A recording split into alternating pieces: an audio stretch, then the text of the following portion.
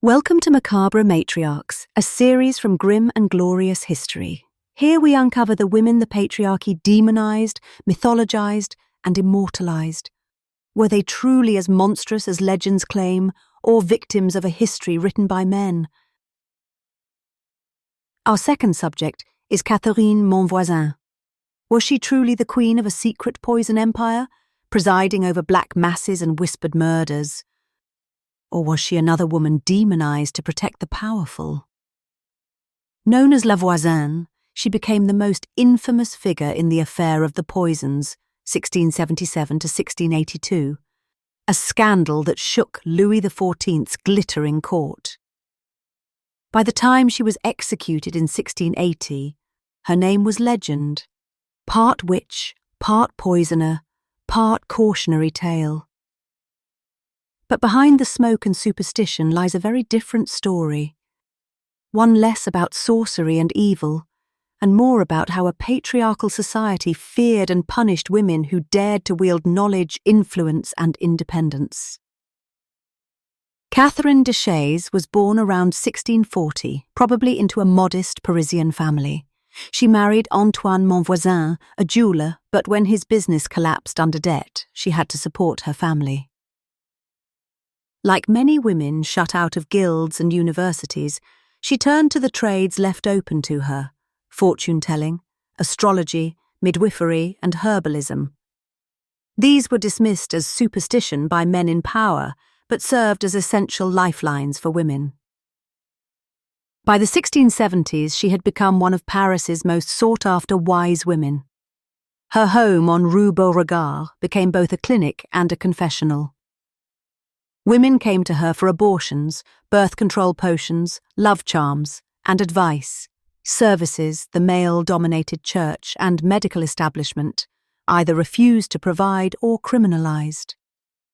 Voisin was part of a wider network of women healers who held rare social power. They were midwives, nurses, pharmacists, and counselors rolled into one. They didn't just treat bodies. They guarded women's choices in a society that denied them control. And that power made them dangerous. Her greatest strength wasn't spells or powders. It was secrets. She knew the private struggles of noble women trapped in marriages, courtiers desperate for heirs, and servants seeking survival. She was accused of selling poudre de succession, or inheritance powder, arsenic to clear an inconvenient husband or rival. Whether she sold it herself is uncertain, but her network included apothecaries and abortionists who did. The accusations of black masses came later, with witnesses claiming the priest Abbé Étienne Guibourg sacrificed infants at her table while noblewomen prayed.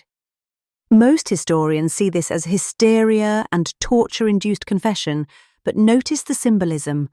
A woman's home turned into an unholy church, her table into an altar. It wasn't just about crime.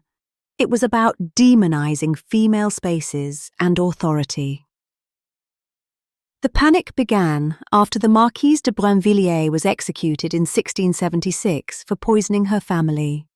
Louis XIV responded by creating the Chambre Ardente in 1677, a special court to root out poisoners. Over 5 years, more than 300 people were arrested, many of them women healers and fortune-tellers. Voisin became the perfect figurehead, a successful woman outside the control of church and state, blamed for aristocratic sins she only enabled. It's telling that her clients included noblemen and noblewomen, but only the suppliers were executed. Patriarchy protected its own. The scandal reached dangerously close to the king's bed. Rumours claimed that Madame de Montespan, Louis XIV's mistress, had consulted Voisin for love charms and aphrodisiacs. If true, it meant the king's children were born of witchcraft. To contain the crisis, the state made a choice: protect aristocratic reputations, sacrifice the women who served them. Men who supplied poisons were sometimes imprisoned. Women like Voisin were burned. The message was clear. Male sin could be excused, female knowledge could not. Voisin denied the most grotesque charges, but her reputation as a poisoner and abortionist was enough. On February 22, 1680, she was sentenced to die. Dragged to the Place de Grève in Paris, she was tied to the stake before a roaring crowd. Unlike some victims who were strangled first, she was burned alive. Eyewitnesses said she fought violently, cursing until the flames consumed her. Her death was more than punishment. It was theatre. A woman's body turned into a spectacle, consumed by fire to reassure men that their order was safe. Voisin's life ended in ashes, but her legend lived on. She became a template for the witch poisoner, the old hag with potions and curses, consorting with devils. But that image wasn't truth, it was propaganda. What seems more likely is that she provided abortions, contraception, love potions, and perhaps poisons. Services that gave women choices in a society designed to strip them of agency. Her story echoes a brutal pattern. Women who step outside prescribed roles, whether Joan of Arc, midwives, or cunning women, are demonized, their knowledge labelled as witchcraft, their influence destroyed. The affair of the poisons didn't just eliminate criminals, it eliminated women who wielded the wrong kind of power. Catherine Monvoisin's story tells us more about the fears of men than about any actual evil. She wasn't the queen of hell she was painted to be. She was a woman whose knowledge, independence, and influence terrified the patriarchal order. Her legacy is a warning. When women hold the power of life and death, of knowledge and secrets, the system calls it sorcery and burns them for it.